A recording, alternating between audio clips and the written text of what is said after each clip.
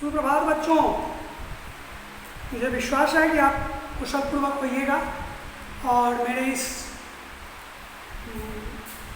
Class में अधिक से अधिक संख्या में आप लोग उपस्थित हुए होइएगा। तो आज मैं आपको पुनः एक बार समास की ओर ले चलता हूँ। कल भी मैंने समास पढ़ाया आपको, आज भी मैं समास ही पढ़ाऊँगा। ये समास कई दिनों तक चलेंगे। समास की परिभाषा में आपको बतलाया कि दो पदों के मेल से जो विकार उत्पन्न होता है उसे समास कहते हैं। समास के मोटा मोटी भेद जो हैं तत्पुरुष, कर्मधारय, द्विगु, बहुव्रीहि, अव्ययभाव, ये सब समास के भेद हैं। तो कल मैंने आपको तत्पुरुष समास के बारे में बताया था, है कि नहीं? कल मैंने आपको तत्पुरुष समास के बारे में बताया था कि उसका परिभाषा मैं आपको बतलाया था। पुस्तक का परिभाषा है कि इस समासिक शब्द का पहला पद विशेषण हो और गौण हो, और दूसरा पद पूर्व पद विशेषण हो और उत्तर पद जो है, दूसरा पद जो है सो विशेष्य हो और वही पद प्रधान हो। उसके बाद मैंने आपको ये भी कहा था कि जिस समासिक शब्द का उत्तर पद प्रधान हो, ये संक्षेप में हो गया, जिस समासिक शब्द का उत्तर पद प्रधान हो उसे तत्पुरुष समास समझना चाहिए। और समझने के लिए एक और उदाहरण दिया था मैं आपको परिभाषा के रूप में कि जिस समासिक शब्द का विग्रह करने पर बीच में कारक की विभक्ति आ गए, जिसमें ने और हे को छोड़ करके कारक की जो भी विभक्ति आ गई, समझिए कि वह तत्पुरुष समास है। बहुत से उदाहरण भी मैंने आपको दिए थे। अब आइए दूसरा, इसी तत्पुरुष से द्वंद्व, इसी तत्पुरुष समास से द्विगु समास और कर्मधारय समास की उत्पत्ति हुई है। द्विगु और कर्मधारय की उत्पत्ति इसी तत्पुरुष समास से हुई है। अब आइए दूसरा में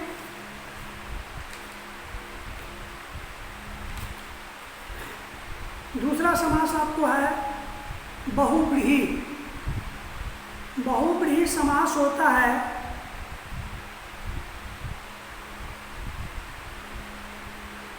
कि जहां दोनों पद गौण हो, दोनों पद गौण हो जाए और दोनों पद मिलकर किसी तीसरे विषय में, तीसरे पद के विषय में कुछ कहते हैं और यह तीसरा पद ही प्रधान हो जाता है। जैसे लंबोदर, लंबा और उदर, दो पद हैं इसमें, लंबा और उदर। तो लंबोदर हुआ, मैं आपको बहुव्रीहि पढ़ाने जा रहा हूँ। बहुव्रीहि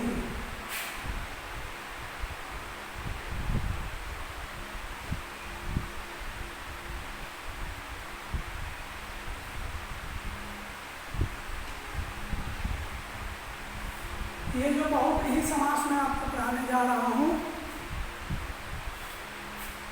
इस समास का पहचानने का एक बड़ा ही सरल तरीका है। पहले तो आप किताब की तरीका को सुन लीजिए, उसके बाद मैं अपना तरीका बतलाऊंगा जो बिल्कुल आप समझ ही जाएंगे। तो किताब का जो परिभाषा है, ऐसे समासिक शब्द जिसका सभी पद, अब वो 2 पद वाला हो 3 पद वाला हो उससे मतलब नहीं है, इसीलिए कहा गया है कि जिसके सभी पद गौण हो जाते हैं और सभी पदों के मेल से जो एक नया पद बनता है, एक नए पद की रचना होती है, वही पद प्रधान होता है। तो वैसे समासिक शब्द बहुव्रीहि समास कहलाता है।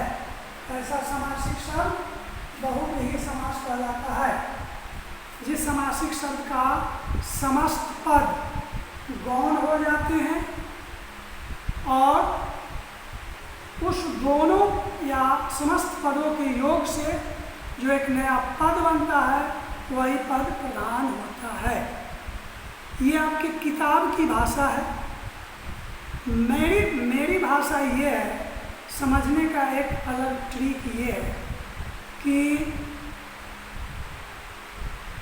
जिस समासिक शब्द, जो समासिक शब्द अपने मूल अर्थ को छोड़कर कोई विशेष अर्थ को ग्रहण करे,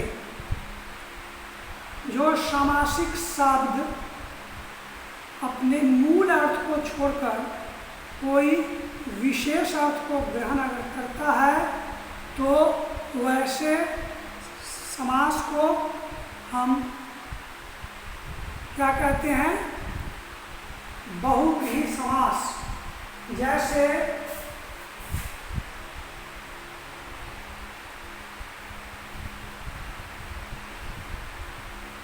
लंबोदर, लंबा है उदर जिसका, लंबोदर लंबा है उदर जिसका, अर्थात उदर मीन्स पेट होता है, लंबा का मतलब लंबा तो जानते ही हैं। तो लंबा पेट किनका है, किस भगवान का लंबा पेट है। तो ऐसे में आपको इसका आंसर मिलेगा गणेश जी। लंबोदर कहने से गणेश जी का बोध होता है, लंबा उदर गौण हो जाता है, गणेश जी प्रधान हो जाते हैं। तो लंबोदर लंबा है जो उदर, या लंबा है उदर जिसका, तो किसका है, गणेश जी का है। जैसे दशानन,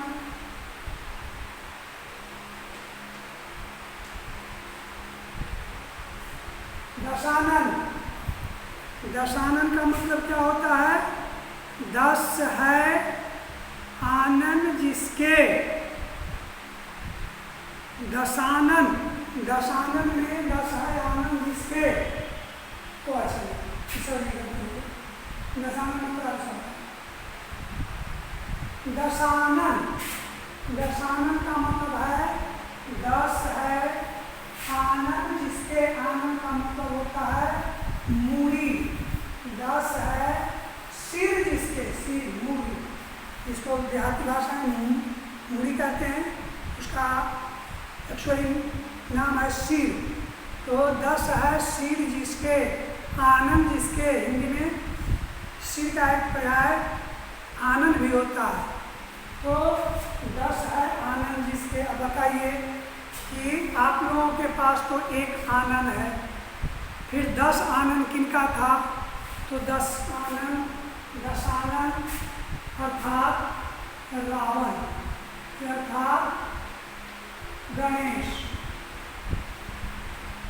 ये हुआ गणेश और ये हुआ रावण। 10 है आनंद जिसके, दशानन, तो ये हुआ रावण। मूल अर्थ को छोड़कर विशेष अर्थ को ग्रहण कर रहा है, ये बहुव्रीहि समास हुआ। मूल अर्थ को छोड़कर विशेष अर्थ को ग्रहण कर रहा है, बहुव्रीहि समास हुआ। जैसे पीतांबर,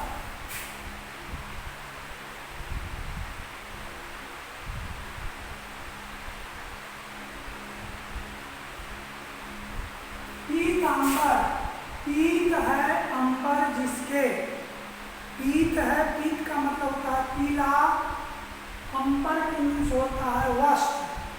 तो पीला वस्त्र धारण कौन भगवान करते हैं? तो पीतांबर कहने से विष्णु का बोध हो जाता है।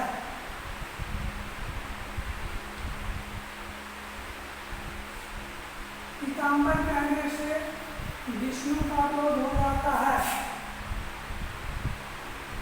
तो पीत और अंबर ये दो जो पद हैं यहाँ पर गौण हो गए, और इन्हीं दोनों पद से जो नए पद की रचना हुई, तो नए शब्द बने, ये हो गए विष्णु, और इसी की प्रधानता है। पीतांबर कहने से विष्णु का बोध होता है, दशानन कहने से रावण का बोध होता है ना, और लंबोदर कहने से गणेश का बोध होता है। घनश्याम कहिएगा, इससे भी गणेश का ही बोध होगा। घन और श्याम, है ना। तो घनश्याम से भी कृष्ण का ही बोध होता है। नीलकंठ, नीलकंठ एक और मैं बताता हूँ।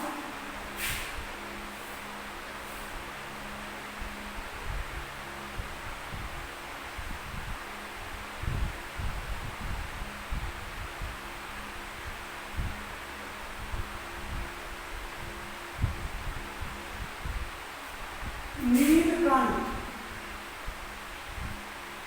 नीलकंठ इसका भगवान श्री महादेव समुद्र मंथन जब हुआ तो नवरत्न उस समुद्र से निकले। उस नवरत्न में एक विष भी था, बड़ा ही पावरफुल विष था। और सब रत्न लेने के लिए तो सभी देवी देवता आगे बढ़े, लेकिन शर्त था कि विष को भी लेना है। एक और राक्षस और एक और देवता, दोनों में प्रायः युद्ध हुआ करता था। देवता लोग दानव से त्रस्त थे, राक्षस उन्हें बड़ा ही तंग किया करता था। समुद्र मंथन में जब नवरत्न निकले तो देवता भी उस रत्न लेने के लिए तैयार थे और राक्षस भी। बात यहाँ ये आई कि नवरत्न में एक विष भी है, जो इस विष को ग्रहण करेगा वही इस नवरत्न को प्राप्त करेगा। अब राक्षस सब तो अपना जो है जो कि भागा, कहा कि ये भाई ये पॉइजन है, पॉइजन ग्रहण करेंगे सारे के सारे तो मर जाएंगे, तो ये फिर रत्न लेगा कौन? इसलिए हम लोगों को नहीं चाहिए। तो तुम ही लोग अगर लोगे तो विष पान करो। देवता लोगों से कहा गया तो विष पान करना होगा, तुम ही लोगों को मिल जाएगा। अब विष को ग्रहण करने की क्षमता किसी में नहीं थी। कोई भगवान में ऐसी कैपेसिटी नहीं थी किसी भगवान में कि वो विष को धारण करते, ग्रहण करते, गरल पान करते। सभी देवताओं का विचार हुआ कि चलो बौरहवा के पास चलो, महादेव के पास चलो, वो इसका कोई ना कोई सोल्यूशन अवश्य निकाल देगा, ऐसा मुझे विश्वास है। तो उस विष के प्याला को लेकर के सब चले गए भगवान शिव के पास, जहाँ शिव तपस्या में लीन थे। उन्हें किसी तरह डरते डरते उनकी तपस्या को भंग की गई, तोड़ा गया। महादेव कहते हैं कि कहिए देवताओं, यहाँ आने का प्रयोजन क्या है? तो देवता अपनी परेशानी उनके नज़दीक रख दिए।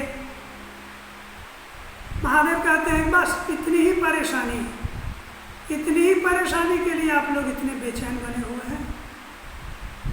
देवता लोगों का कहना हुआ कि ये मामूली परेशानी तो नहीं है, विष जो पान करेगा वो मर जाएगा, सारे देवता मर जाएंगे, तो इस लोक में रहेगा कौन? कहा कि कुछ नहीं होगा, सारा विष मेरे मुंह में डाल दो, है कि नहीं? विष के प्याला को भगवान शिव अपने गले में उतार लिया। जिस विष के प्रताप से, विष के गर्मी के कारण, विष में जो पॉइजन था उसके कारण उनका ये कंठ ही नीला हो गया। इसीलिए उनका एक नाम है नीलकंठ। नीलकंठ का अर्थात होता है नीला हो कंठ जिसका, नीलकंठ। तो नीलकंठ ये कौन है? प्रधान है शिव।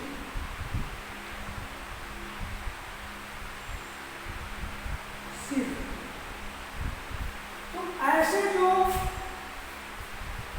शब्द मिलेंगे जो अपने मूल अर्थ को छोड़कर कोई विशेष अर्थ को ग्रहण करेंगे और वही अर्थ उसका प्रधान हो जाएगा, तो ऐसे समासिक शब्द को हम बहुव्रीहि लिख सकते हैं।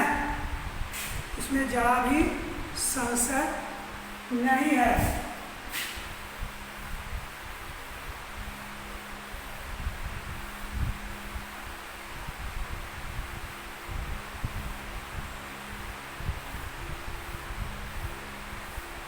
तो तत्पुरुष हो ही गया, बहुव्रीहि हो ही गया। अब तीसरा है आपको पढ़ना द्वंद्व। तीसरा समास पढ़ना है द्वंद्व समास।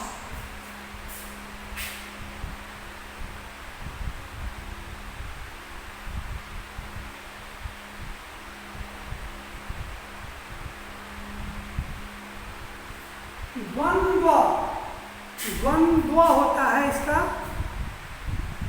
उच्चारण, द्वंद्व। द्वंद्व समास आपको पढ़ना है और अभी पढ़ना है आपको द्वंद्व समास।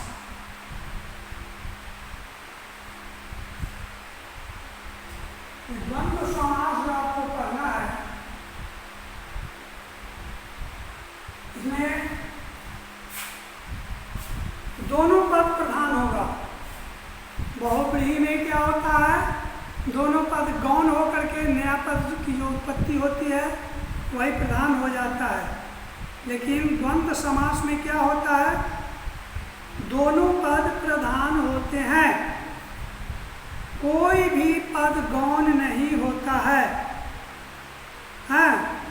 द्वंद्व समास उसी को कहते हैं। द्वंद्व माने युग्म, युग्म का मतलब जोड़ा, द्वंद्व का यही मतलब होता है। तो इनमें दोनों पदों को जोड़ने वाले समुच्चय बोधक अव्यय का लोप हो जाता है। जैसे अन्न जल है ना, अन्न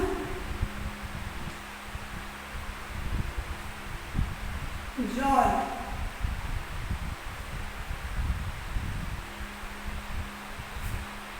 दाल भात,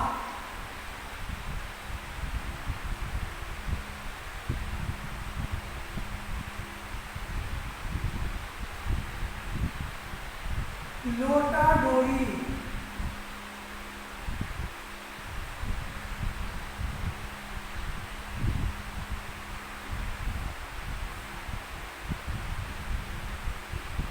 सुबह शाम,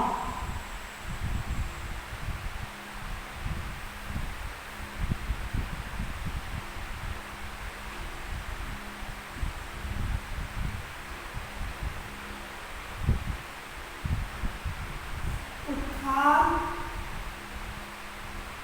पतन। ये जो इतना हम लिखे, ये सब द्वंद्व समास का उदाहरण है। अन्न और जल, अन्न के साथ जल का अन्योन्याश्रय संबंध है, तो अन्न भी प्रधान है, जल भी प्रधान है, दाल भी प्रधान है, भात भी प्रधान है, लोटा भी प्रधान है, डोरी भी प्रधान है, सुबह प्रधान है, शाम प्रधान है, उत्थान प्रधान, पतन प्रधान है। तो जिस समासिक शब्द का दोनों पद प्रधान हो उसे क्या कहेंगे? उसे द्वंद्व समास कहेंगे। नदी नाले, घर द्वार, दूध दही, माता पिता, राजा प्रजा। तो कल तो एक ही समास पढ़ाए थे, आज मैं दो पढ़ा दिया, एक बहुव्रीहि और एक द्वंद्व समास। आज की पढ़ाई बस यही समाप्त की जाती है। कल पुनः हम मिलेंगे अगले समास को लेकर के। तो आप लोग मेरे क्लास में उपस्थित हुए हैं, इसके लिए बहुत बहुत धन्यवाद आप लोगों को।